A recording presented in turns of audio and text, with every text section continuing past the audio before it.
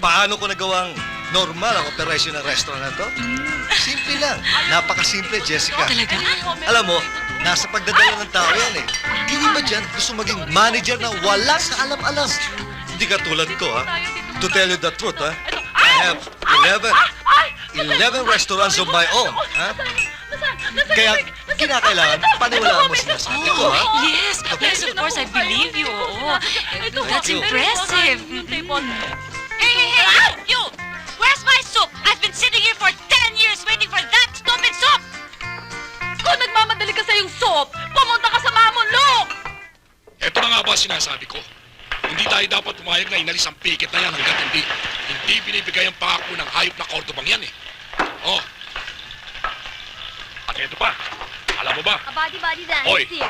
alam mo ba? A body dance. Yung pangakong 20% na aumento, nasaan? Ha? Nasaan? Wala! Palabok lang yung aumento yung pinangako ko sa kanila. At bukod pa ron, sinabi ko na magkakaroon sila ng profit sharing scheme para sa lahat ng mga empleyado rito. Oh, that's really something. How nice. Cat Wilson. Hey! Hey, you! Where is the soup? Miss, the soap is in the kitchen because the cook is waiting for the chicken. Pagkatapos, ito pa. Profit sharing daw. Akala niya, hindi ko alam na sa mga restaurant niya may profit sharing ba? Wala! Paano magkakaroon ng profits? Eh mismong mga accountants niya, minamagic yung profits. Sa akala niyo ba kung hindi lamang ako naaawa sa inyo, magbabalik pa ako sa restaurant ito? Hindi! I'm sure mas interesado kang malaman kung matutuloy sa pag-aartista si Chris. Hindi ba naman talagang matutuloy siya dahil lahat naman sila nasa showbiz? Oh, Wilson, i-edit mo yan, ha? I fell so real. I fell so real. I fell hypnotized by a strange affliction. Hypnotized, there's no Lomi, way. ako na rin. Restaurant business na matagal Ako na rito eh. Ewan ko nga ba, ang ipinagtataka ko lang kung Nandito bakit na ang soup ninyo. pinapas- Thank you. Hoy, kumain na kayo sa labas, ha? Dali niyo itong mic. Go! Yes, ma'am. May I offered you anything? Water. Okay. Yes, ma'am. For a while, ma'am, ha? Oh, Lomi, iligpit mo na ito, ha?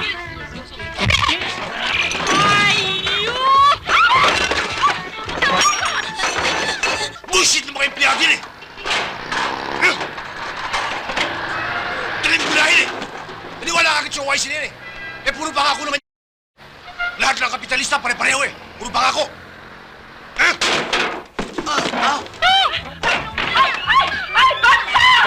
Leo Cordova! Leo Cordova!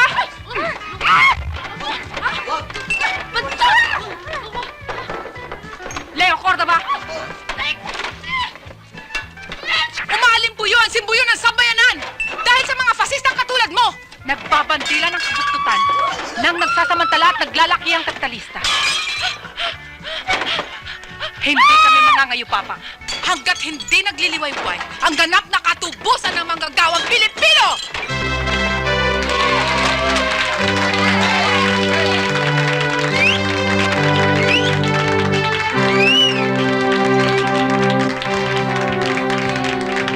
Layasan natin tulugan nito.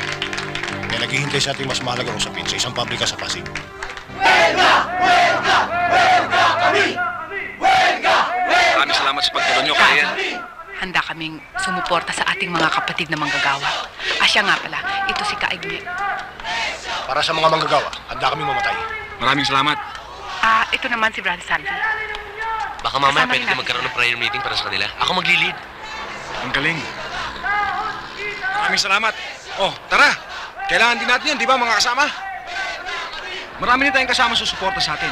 Si Kayel ng Sakama, si Brother Salvi Kamax. ng Samahan ng mga Religyoso, si Kaigme ng KIL. Kamax. Kaigme, affiliated ba kayo sa anumang klaseng organisasyong pamasa? Hindi. Hindi na kailangan yun. Basta kami, sumasama kami sa kilusan ng manggagawa. Kaigme? Produksyon sa pabrika ay